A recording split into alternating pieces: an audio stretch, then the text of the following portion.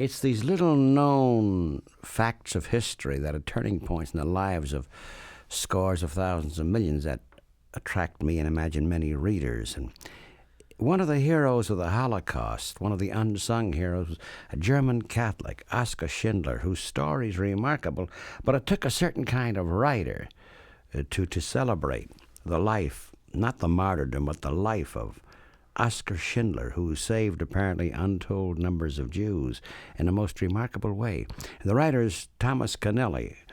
He's an Australian novelist and essayist, and Thomas Keneally's works are known to some extent in the United States. The film The Chant of Jimmy Blacksmith is based upon his work, one of the most exciting of Australian films. And even, I think, The Gossip from the Forest, that deals with the armistice. That's right.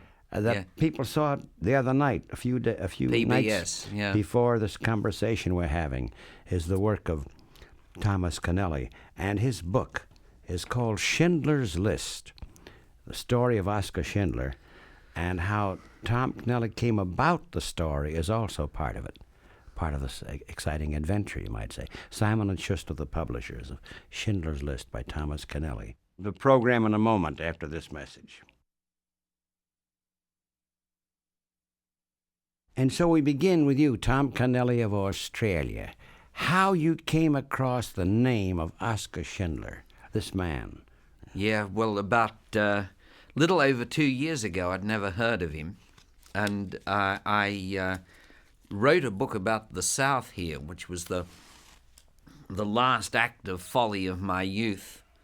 And I was doing some interviews and going back home to Australia, and went round Beverly Hills trying to find 2 cheap T-shirts to buy, which is a very difficult business in Beverly Hills.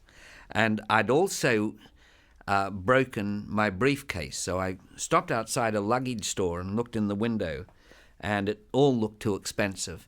And I was going away when the man followed me out and said, I can provide you with what you want cheap, don't worry. And so he got me a briefcase, which I paid for by credit card. But it took about 35 minutes, because I'm a foreigner and the card was from Australia. It took about 35 minutes to process the charges. And in that 35 minutes, he found out I was a writer. And like the ancient mariner, he stoppeth one of one. Yes, right? and this man's been stopping people since the early 1960s and telling them the story of the man who saved him. And the man who saved him and who got his wife out of Auschwitz is Oskar Schindler. And this man had a collection. His name was Paul Page. He had a collection of basic Schindler. His name was Pfefferberg, wasn't it? Yeah. When he came to America, some rather heavy immigration official in 1947 persuaded him to change it to Page. But he's the guy who told you the story. He's the fellow who told me the story and gave me a certain basic number of documents, transcripts of testimonies by Schindler prisoners, a list of the people in Schindler's camp, a transcript of the exceptional speech Oskar gave on the last day of the war in his own concentration camp, which virtually unmanned the SS and condoned the passage of power to the prisoners, and various documents of that nature. So your work then was the work not simply of a writer, but of a detective as well. Oh, sure, but this man made it much easier because that 2 facts made the writing of the book much easier. The fact that Paul Page traveled with me on our research trip, and he was able to line up one interview after another with Schindler survivors all over the world. And the second thing that made the writing of the book much easier, and probably shortened it by about a year, was the fact that one of Schindler's survivors is now chairman of trustees of Yad Vashem, the big archives of the Holocaust in Israel, which has a lot of material on Oskar. And so this man, Moshe Beisky, who is now an Israeli Supreme Court judge, but was once Oskar Schindler's forger, used to forge stamps for him, he made access to documents and video material very easily, easy for your us. Your book, Tom Keneally's book, Schindler's List, is exciting as a detective, as some would call a moral detective story. It's exciting, and it's the portrait of this quite remarkable man who risked his life, but right in the midst of it, in Krakow, Sure. right? It was in Yeah. Krakow, was it Yeah, not? in southern Poland. And the years we're talking about are from 39 to 45. 45. In the midst of it all, he was able to maintain a fake concentration camp, it amounts to, something like that. Yeah, And sure. save scores of... Yes, the people who were actually in his camp and who still call themselves Schindlerjuden or Schindler Jews numbered 1,300, and then there are some thousands of others whom he extracted from Auschwitz by means which are described in the book. But Oskar virtually set up a benign concentration camp. Let's go back to the beginnings. Who was Oskar Schindler? Beginning. Why did this guy, how did he come to behave as he behaved? He Yeah. was a middle-class, sort of very handsome German Catholic guy, middle-class sort of family, wasn't Yeah, he? sure. Sort of. Yes, that's right. And a good life, a lot of women and booze, and very bright in business senses. Yes. An operator. So go back. This is the beginning. What is it? Suppose you tell the story. Well, what really attracts a writer to Oskar is that he's a grand, picaresque character, as he was an incurable philanderer, a disastrous boozer. He had a positive gusto, a taste, an enjoyment of the black market, and so he wasn't conventionally virtuous at all. And the irony was that a man who was not conventionally virtuous, in fact was passionately unvirtuous, was also a passionate deliverer of some 1,300 Jews, delivered them in better condition than he received them from the SS at the end of the war. He delivered them safe, and they were re-injected into European society, and many of them came to the New World, so on. He was the sort of man who had such high contacts in the SS and in the Armaments Inspectorate, the army body which gave out war contracts, that he was able to terrify junior officers by waving the names of more senior officers at them. He had a way, didn't he, of using powerful men as friends and acquaintances. Yeah. He had charm, of Yeah. course, but he was Yeah. a great con artist, too. Absolutely, and he was the sort of man who would compromise officials before they knew it. He knew then also a certain secret, didn't he? That all these guys, no matter what their ideology, no matter how strong Nazis they were corruptible, Absolutely. were bribable. And that was his approach. the frightful thing about the SS was that they were quite corruptible. It cost a lot, but they were corruptible. And, That's the unfrightening thing about them. well, The that's... fact that that's- they were corruptible. Yes, but you'd think that if yeah. you believe that for economic, social, historical, and cultural reasons that an entire race has to be wiped out, if you really believed that to the point where you step up to people and shoot them in the neck, then you'd think that no one would be exempt. I mean, how do they square it with their conscience, the fact that they're willing to let some off for cash and are willing to shoot others? Well, of course, the answer is that many of them were psychopaths. So it's in Krakow. We speak Yeah. of a certain city of 7 centuries of Jewish life, or rather a city of, in some instances, high culture, Krakow. And there is Schindler, and there's a Jewish guy named Stern who Schindler's looking at books, isn't he? He wants to buy a plant, is that it? Yeah, he wants to buy a plant. He knows that there are going to be big war contracts in Poland. He's an agent of Abwehr of German military intelligence, which gives him exemption from military service. And he's not interested in dying for the Führer. He wants to make $1 million. And he speaks to a man called Stern, who influences him, and who first introduces him to the saying from the Talmud, which goes, "He who saves a single life saves the world entire." And he begins his takes over a bankrupt enamel works and begins churning out enamelware for the German army, and he also sells it on the black market. He's a great black marketeer, Nobel Prize winner. And now the people he employs, the great many are Jews. Yes, and who are some skilled are Poles. metal workers and enamel Sure. workers. By the way, a question to ask, since this is, I'll ask you later on why this guy did it, but the question to ask is, did they come through with stuff for the German army, or was a lot of the stuff... They came through, they fulfilled their contracts, but production was so good that he was also able to siphon off a great deal of his produce into the black market. And he not only dealt in enamelware in the black market, he dealt in furs, diamonds, cigarettes, cognac, anything he could get his hands on. He used that black market. Here's the crazy thing about this guy. This Tom Keneally's my guest. The book is a very fascinating one. He used the black market for virtuous purposes, to get dough, to buy cognac, to charm, to get drunk these guys to save Jewish lives, or to get dough to bribe guys to save Jewish lives. Yes, indeed. And at the same time as he was doing that, he was making his own fortune.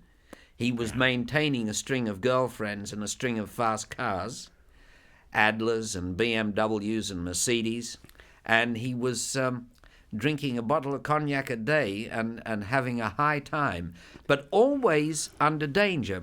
The thing about Oskar, he was the sort of man who loved that threat. He got a positive charge. It was the source of life for him, the SAUCE of life. And the gambler. Yeah. What happened as the Holocaust increased in tempo was that he founded his own concentration camp in the backyard of his factory. He took his prisoners from a camp called Płaszów, and Płaszów was commanded by a man of Oskar's own age and own background, an SS officer called Armin Gert, who used to shoot people from his balcony, used to shoot people while riding round the camp, an absolute psychopath. In fact, to a novelist, almost an embarrassment. He's such a Gothic Nazi that he's almost an embarrassment to have to write about, but he was a horror to live under. Yeah. And that's where Oskar got most of his workers from. But you, Tom Keneally, you, a certain kind of writer, saw something else. You saw in the drive toward virtue, toward saving lives of Oskar Schindler, this conventionally non-virtuous man, he saw in Gert the dark side of himself, possibly. Sure, yes, Gert could have been his brother. If those two men had lived in the same town in peacetime, they would have looked rather similar. Shady businessmen with too big an appetite for booze, unsatisfactory and unfaithful husbands. They would have looked like birds of a feather, seen away from the Holocaust. But the Holocaust gave Armin Gert a sanction to behave like a lunatic, and it was a sanction which he made use of, took advantage of. Now, why did Oskar Schindler, so similar physically, in a societal way too, to Gert, behave exactly the opposite? Well, that's the great mystery. Let me tell you, Studs, that every Schindler Juden that I spoke to, every Schindler Jew said at some point during the interview, I don't know why he did it, I still don't know, but the thing about Oskar was he had great sensitivity. He made love and drank like a regiment of Cossacks, but he had great individual sensitivity. And unlike Gert, he didn't beat his women. Unlike Gert, his women, even his poor wronged wife, who's still alive in Buenos Aires, still remember him with enormous affection. And he had sensitivity towards individual prisoners. He didn't only corral them off in their own concentration camp and keep them as a mass more or less safe, but he had a regard for their individual needs. For example, there's a woman in New York who was separated from her husband at this time.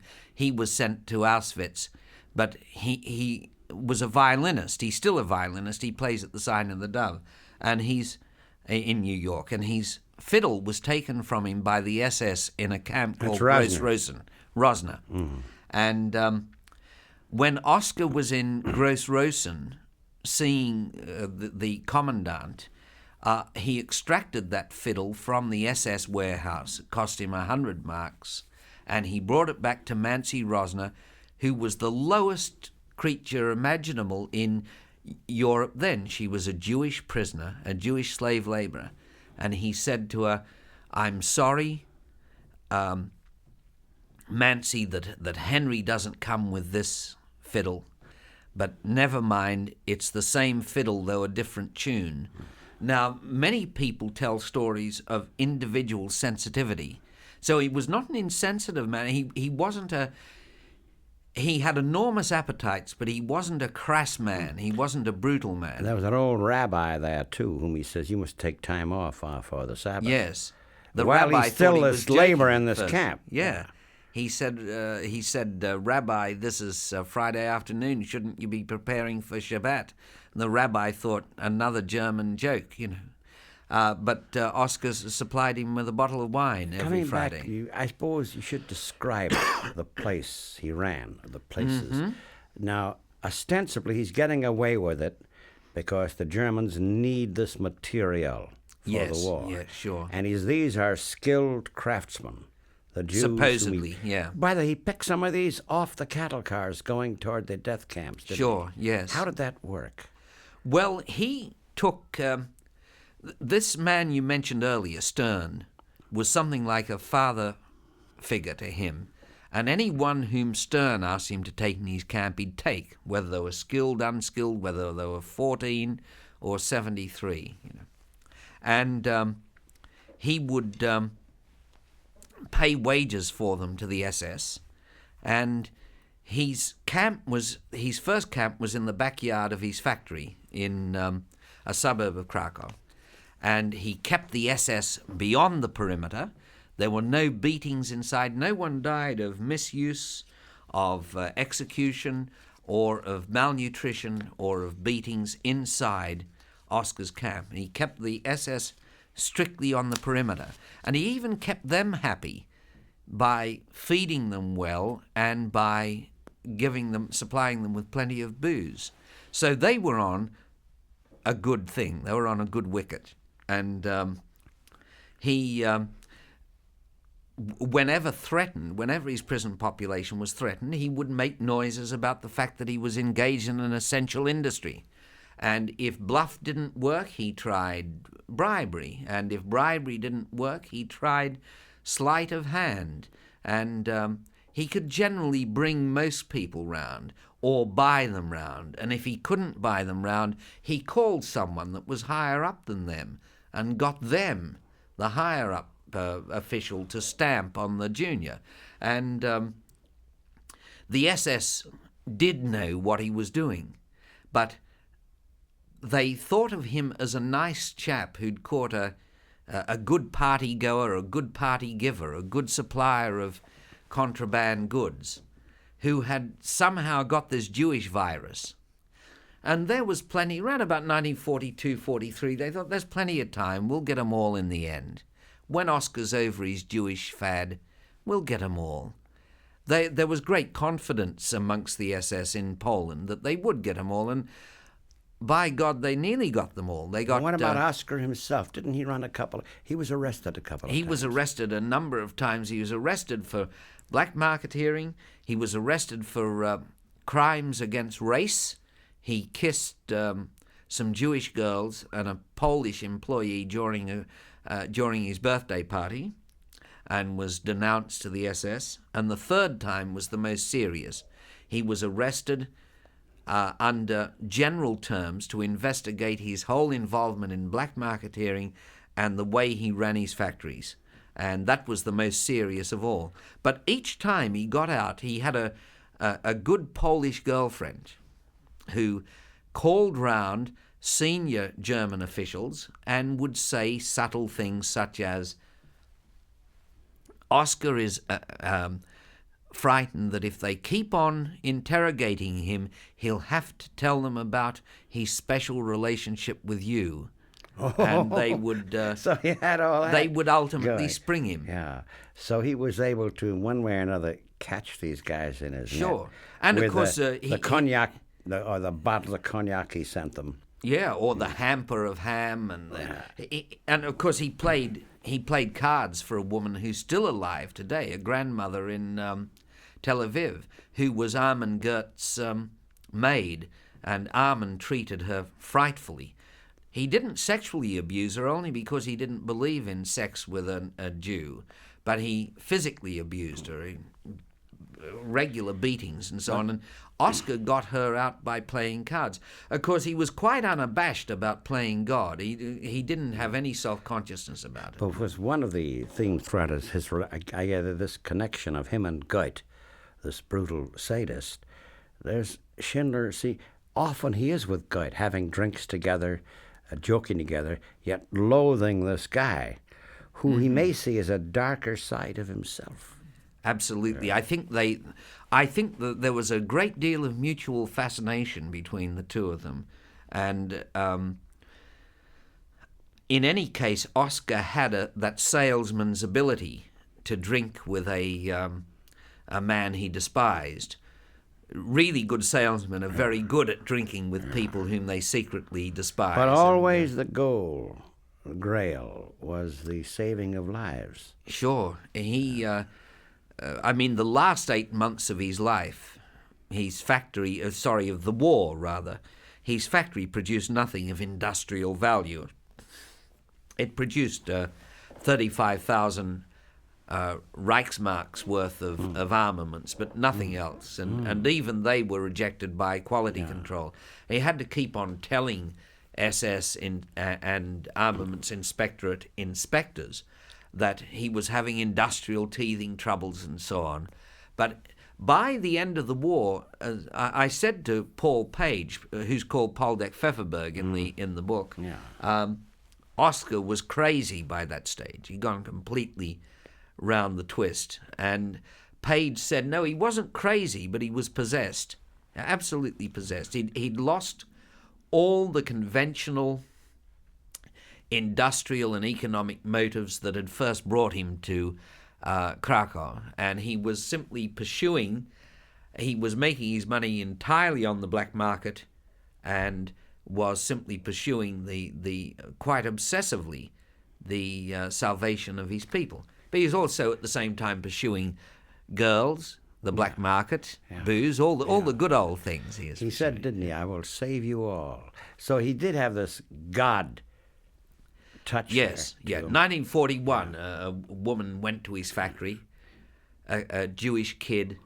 with a baby, working there. The first time she ever saw him, her director, who said to her, to all the workers that came on for the first time that night, you stick with me and you'll last through the war. In 1941, when the Nazis were all over Europe, looked them straight in the eye with his Germanic, Hitlerite dream sort of eye. And of course, he was a handsome, blonde, the perfect Aryan male. Classic Aryan. Stick with me and you'll last out the war. When he got his 300 women out of Auschwitz, they were in a deplorable state. How's that? How did he get the 300 women out of Auschwitz?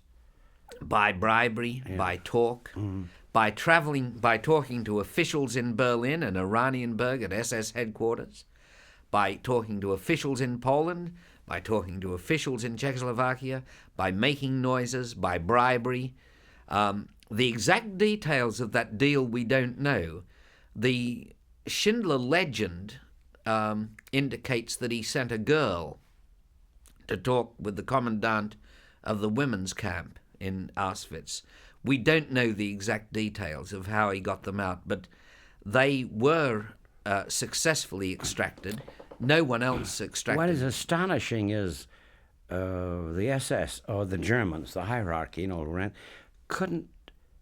one betrayed him, really. He was denounced by others, but no one really betrayed him as to what he was actually doing. Yes, well, the ones who did sort of felt he was a good chap and would get over it, and there'd be time to kill off his Jews by the time he did get over. Well, he did something funny, didn't he? He was this charmer. They never took him seriously as a political guy. And he's this charming friend. He can't be capable of this other stuff. Yeah, that's right. Exactly. And, plus the fact that we're beholden to him for a number of things he's given us. That's right.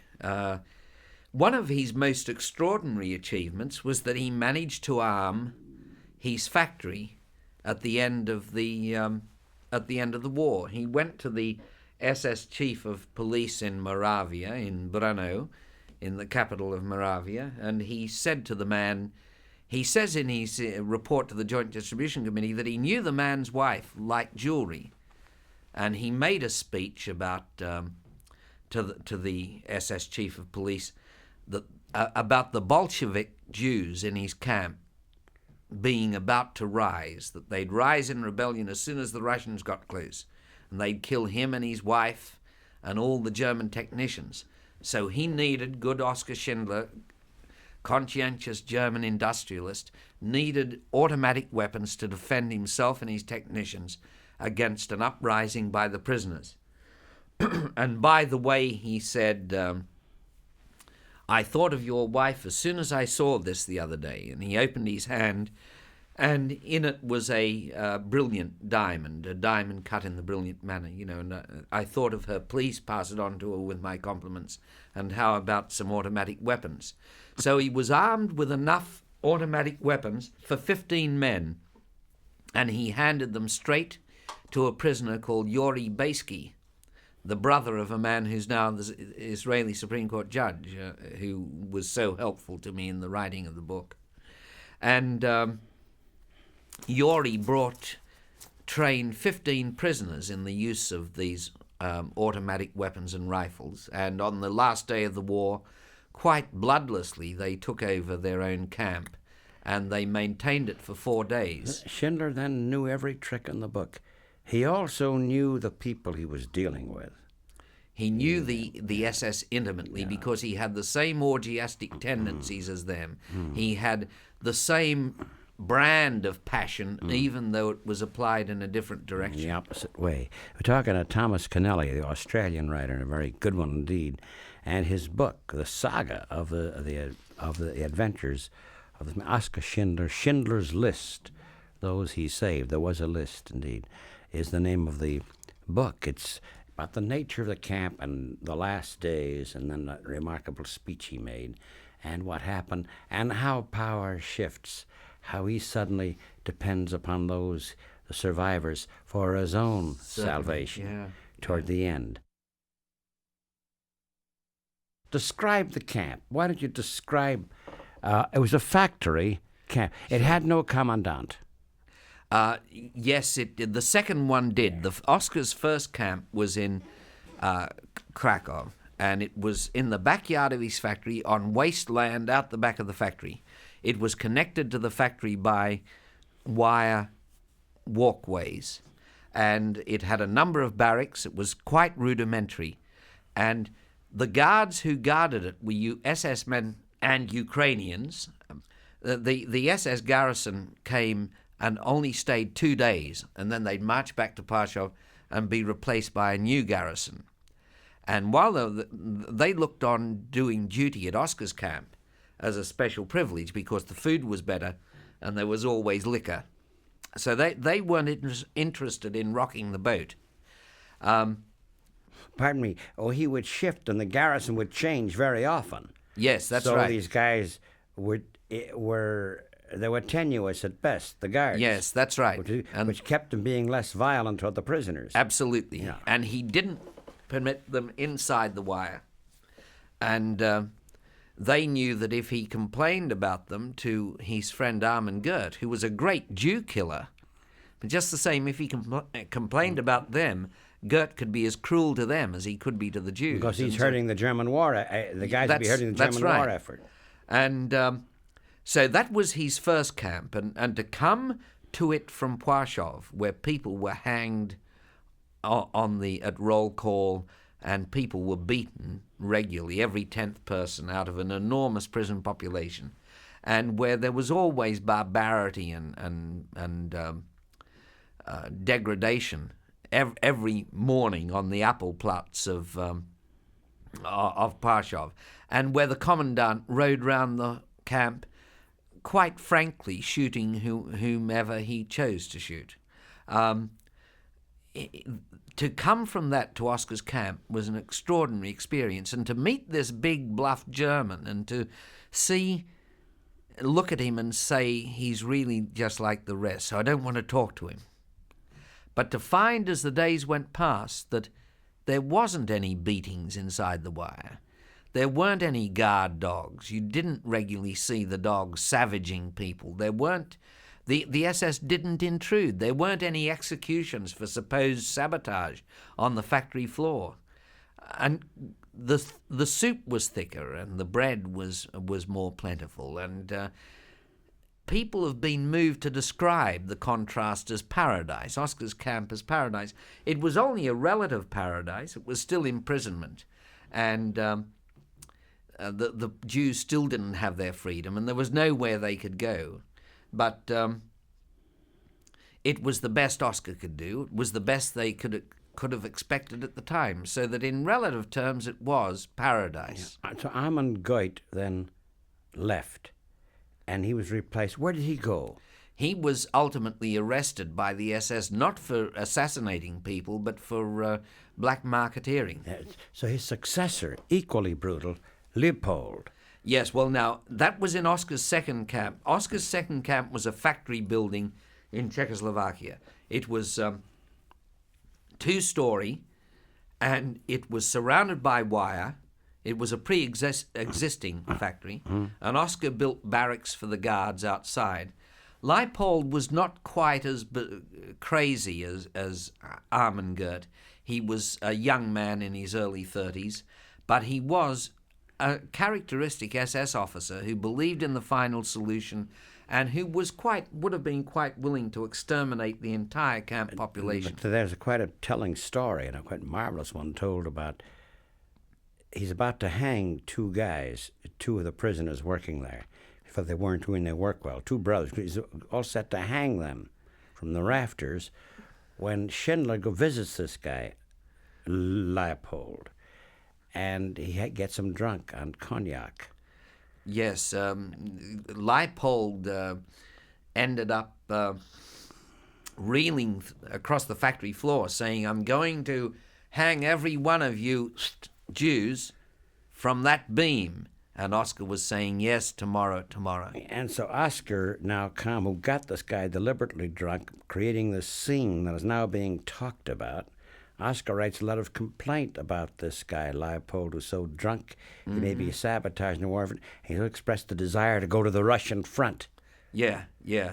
And Oskar got Leopold transferred. Yeah. He complained so bitterly about him to both the SS chief of police in Moravia and to Leopold's superior, the commandant of Gross-Rosen camp, who was also, and Oskar had spent a fortune on the commandant of Gross-Rosen camp. So that's commandant, the Czech camp. Yeah. That's the Czech camp. And Oskar's camp was under Gross-Rosen. Gross-Rosen was the big central camp. Mm-hmm. Oskar's camp was a small sub-camp under Gross-Rosen. Therefore, the commandant of Gross-Rosen was Leopold's superior too.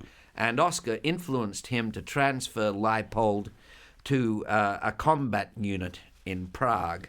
And this camp was then under the management of a middle-aged NCO called Motzek, who just wanted to go home to his wife and kids. So there was no threat. The threat to the prisoners at the end of the war, the threat that was carried out in many camps of complete extermination, didn't come to Brinlitz's camp, Oskar's camp. Oskar got information. He could tell way back in the early days of the war and in the middle of it, he could tell when a pogrom or when a decimation yes. was going to. He would pass it on, would he not? Sure. To Oskar was an agent of Abwehr and German military intelligence, and it was headed by Admiral Canaris, and lots of Abwehr agents were involved in the attempt to and Abwehr personnel involved in the attempt to assassinate Hitler in 1944. And they were engaged in a long rivalry with the SS, virtually for control of the soul of Germany. They disapproved of the SS, generally speaking, and it's obvious that Oskar did know a great deal about the activities of the SS, because in 1940, the winter of 42-43, he traveled to Budapest, Oskar did, in a carriage full of newspapers, in a railroad car full of newspapers. And he reported to the Jewish Rescue Organization in Budapest what was happening in Poland. Now, the man he reported to is called Samuel Springman, and he's still alive in Tel Aviv, alive and very spry. And he told me that Oskar gave them a report in this hotel in Budapest, gave them a report on what was happening not only in the Krakow region, but in Belzec, Auschwitz, in the Lodz ghetto, in Warsaw ghetto, in Majdanek, in Lublin, in Treblinka, in all the extermination camps. And when they first heard this news from him of systematic genocide, it's news that we're used to by now, but you can imagine the shock it was to relatively civilized Europeans to hear for the first time that it was happening, and especially that Germans were doing it. I mean, even the Jews in Poland used to say it's not going to happen because the Germans are civilized people. They produced Beethoven, they produced Schiller, Mozart, Bach, etc., etc. So Oskar knew a great deal about what was going on in Poland if Springman's report is accurate, and I'm sure it is accurate. But also, even though he was secret agent for Abwehr, the word about him was spreading out to the international Jewish community. They got word about him. Yes, that's right. And in fact, there was a colleague sent, wasn't there, the dentist, Sedlacek. Yes, Sedlacek was a typical... you raised a question earlier about why there weren't more Germans like Oskar. Well, I know the question I'm raising is why was Oskar, which is really the question. Yeah. Well, Oskar, when he was reporting to Sedlacek and to Springman in Budapest, was obviously very disgusted with what was happening in Poland. He described emphatically and with disgust something he'd seen from the hill outside the ghetto during an SS raid into the ghetto in 1942. It was the action, and he reenacted it for Springman, the action of holding down a boy child's head with the boot. An SS man, he saw an SS man hold down the child's head with a boot, put his rifle to the neck of the child, and execute him. And Oskar was, as well as a wild man, a man of enormous sensitivity, and was absolutely disgusted by that sort of by that sort of activity, and was expressed his disgust very emphatically to Springman.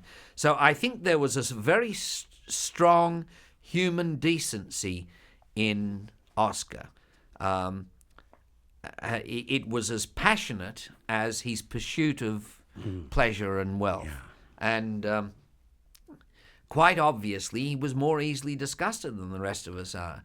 And he didn't have the power to be as detached as...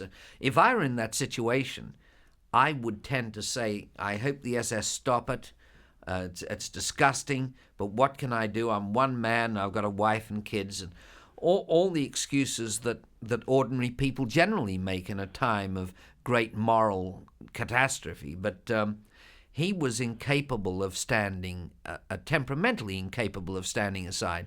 The same as he was temperamentally incapable of seeing a pretty girl walk past. He was, and leave it at that. He was temperamentally incapable of letting this happen. But once he decided to act, he acted right in the heart of the system, using all the tools of the devil. That's the remark.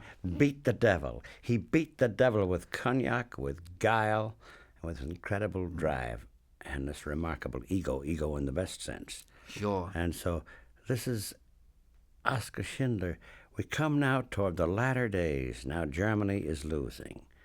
Now it's up. Yeah. We know now Russians on one side, Patton's army, the Americans on the other side, coming. And now it's his 30th. By his birthdays are being celebrated by the prisoners. By the way, it's his 37th birthday now. Yes, on the 28th of April 45. The war's got about 10 days to go. And now we know. And now the danger is, of course, the retreating SS. Others will be killing off out of vengeance and everything else.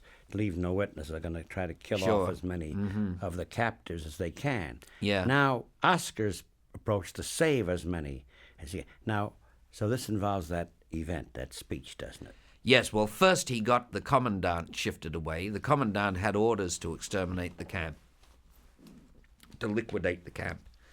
And first he got the commandant shifted, and then he made an extraordinary speech to the prison population, in which, and the SS garrison were inside the factory to hear this speech. The German technicians, Oscar's wife, Oscar's girlfriend, German girlfriend, Ingrid, and he appealed to the prisoners not to take vengeance. He said, the SS men you see round the walls now are men who were conscripted against their will in the SS. Whether that was the truth or not, I don't know. But they're middle-aged men with families, and all they want to do is go home. And I think you should let them. Now, he virtually transferred power right there, even though the SS were still holding their rifles, to the prisoners. And he begged them for mercy for his people. He said, frightful crimes have been committed against you, and he begged them to be merciful to Germans. And once more, that emotionally shifted power. Now, any one of those SS men round the wall could have shot him for uttering such... But they were caught so off guard. Absolutely. But also, in letting the SS men hear this, he took away their guns. That is, they would ordinarily have killed in hysteria and vengeance and brutishness, escaping, going away. He suddenly said, you too will be liberated. And you're going to be in charge of us. No, he said to the prisoners. To the prisoners. But I mean to the SS men. To the SS, he said... He implied, though it's not true, he implied them, they would be liberated absolutely. too. He said, you and I, the Germans, are at last going to be liberated as well. And he asked them to remember the various Germans who'd helped him save them. And he asked them to remember the courageous people in their own ranks, Stern and Pemper, who is presently a citizen of Germany, prisoners who had helped them survive. And he said, in the coming Europe, he was a great idealist, in the coming Europe there are going to be just judges who will make proper compensation to you for all you have suffered. Now, whether that was true or not, Oskar certainly believed in an ideal Europe that was coming. And in stating it, he once more helped enlarge the prisoners and disarm, in the strict sense, the SS. And so we come to the end of the war. Now, Oskar. Now there's a problem for Oskar, this Aryan who presumably ran this concentration camp that wasn't. Sure. But how was he able now? He had the witnesses' papers. Is that it? That's right. He escaped from the camp. He was terrified of the Russians, and he escaped from the camp at midnight, 5 minutes after midnight. He said, I'll stay with you till 5 minutes after midnight. And on the day of the peace, midnight on May the 8th, he set out in the small hours in a truck and a Mercedes with 8 young prisoners, 2 of whom I've since interviewed. One is the president of a big shipping company in New York, and the other is an engineer in Brazil. And they had an extraordinary journey towards the Americans. They eventually met the Americans in the vicinity of Linz in Austria, north of Linz, and Oskar was protected by these people. So now there's a shift, isn't there? Yes, Now they there's a become his switch. protectors. He, their protector, is suddenly being protected by them. Absolutely, and that went on for the rest of the war. That went the rest of his life, I should say. That continued. Because he went bust in business twice. His marriage broke up. In Buenos Aires. First in Buenos Aires. A lot of concentration camp survivors say, why did he go to Buenos Aires like Mengele? And the answer is he went with 6 families of Schindlerjuden, and he founded a farm. He went on a grant from the Joint Distribution Committee, and with reference from the Joint Distribution Committee, which said this man saved 1,300 Jews from the death camps. And he went broke in that business. Then he opened a cement business in Frankfurt and went broke again. And by that stage, all the Schindler Jews were settled wherever they were going to settle, everywhere from Melbourne to Tel Aviv to Frankfurt to Beverly Hills. And they gathered together and supported him for the rest of his life. There was some debate about the way he should be supported, because he was a reckless spender and a ruinous drinker. And some of them got a bit paternalistic about him and said, do you think we ought to dole out the money to him instead of giving him lump sums? And others said, he saved our lives, he can do with it what he wants, let's give him back his dignity. By the way, an ironic touch, he had a rough time in Frankfurt, because there some of the German workmen hated him because of what he did. Absolutely. It was when he was declared a righteous person in 1961. That's an honor that's awarded to people who've saved Jews during the Holocaust, and it comes at the end of a quasi-judicial process. And the man who judged Eichmann, Landau, was the chairman of the panel which also judged Oskar Schindler and declared him a righteous person. Well, news of that, of course, hit the German press. It hit the American and British press too.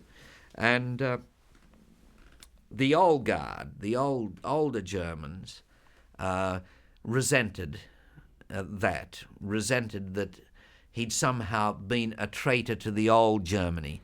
Those people were raised very strongly with anti-Semitism in their blood. Younger Germans accepted Oskar as a hero, and he often went round speaking to church groups, young Catholics, young Lutherans, and so on, invited all over Germany to speak. But the older Germans, who had been raised in the anti-Semitic mode, considered him a traitor and yelled Jew kisser at him. And as well as a touch of guilt there, too, deep down, knowing this guy did something. They could not have done a deep feeling of attacking the one who does something you did not do. Yes, indeed. But coming back to Oskar, then, it's a remarkable tale. Come back to your adventure, Tom Keneally, you yourself. So you traveled round and about, getting the story of... went to Pashov, went to Amalia. Amalia was the name of Oskar's camp, and went to Oskar's grave in Jerusalem. He's buried in the Catholic cemetery in Jerusalem, which is, if you've got to be dead, it's the most atmospheric and beautiful cemetery I think I've ever been in. It's on the slope of Mount Zion, looking south over what used to be called, in the Bibles of my childhood, Gehenna, which was the old garbage tip of Jerusalem, and is also, therefore, the name for hell. So Oskar is very appropriately looking south towards the Dead Sea over Gehenna. At the end, then, he lived out his life, then. He lived to 66. He should have lived longer. I saw his death certificate. I showed it to my wife. I suppose the booze played a role. Who's a nurse, and she said his arteries were completely shot. He had hardening of the arteries of the heart, the brain, just about every part of him. And she said that it was the death certificate of a typical heavy drinker, and that he should have lived longer if he hadn't been such a heavy drinker. There's a lesson in it for all of us, Stubbs. But the story of Schindler, he said at the beginning, he said a picaresque figure. Sure. God, is he a picaresque? Yeah. And he, in any case, if he'd been able to control his drinking, he would have been able to control his compassion. It all went. It was all part of the package. Now you hit something. Perhaps the last reflection on Schindler and what he did. The very fact that he was a man of such extremes led to his running the risk he ran, led to his being the gambler he was, the hedonist that he was, at the same time the salvation figure that he was. Yes, yeah. Oskar was a god to these people, but he was, as well as being a god in the deliverance sense, he was also a god who was associated with Bacchus and with Dionysius and the gods of fertility, as well as with the somewhat paler gods of salvation. What a character. Remember the line the fat man says to Sam Spade in the Maltese Falcon? Gad, man, you are a character. Yes. Sidney Green. Yeah. You could say of Oskar, Gad, man, he was a character. Yeah. And an absolute charmer. I asked a woman who's now a grandmother in New York and who was in the camp, and a very pretty woman now, and it occurred to me to ask her, did he ever cause trouble by trying to get involved with one of the women prisoners? And she said, no, and I'm sure she'll forgive me for imitating a Polish accent. She said, no, darling, he had too much savoir-faire, but I tell you what, if he'd asked, he wouldn't have got a knockback.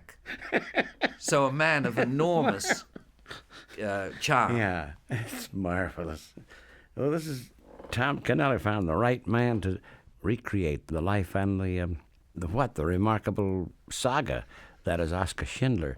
The book is Schindler's List, and Simon & Schuster, the publishers. And, well, do I have to tell you, it's very exciting reading. It holds. But more than that, I guess it's the last thing to leave us with is that there are certain people capable, no matter what the society, no matter how horrendous it might be or hellish, who are able to transcend that circumstance.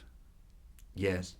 They're the hope of mankind. If Teilhard de Chardin is right, and where all our brains are evolving, and we're evolving morally as well as every other way, then I hope Oscar's the way we're going, at least in his compassion. Thomas Keneally, thank you very much.